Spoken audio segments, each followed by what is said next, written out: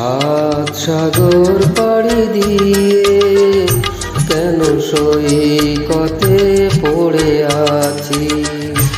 আমি সাত সাগর পাড়ি দিয়ে কেন সৈকতে পড়ে আছি।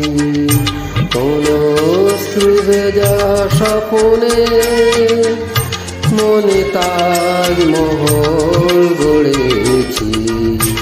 আমি সাত সাগর পাড়ি দিয়ে কেন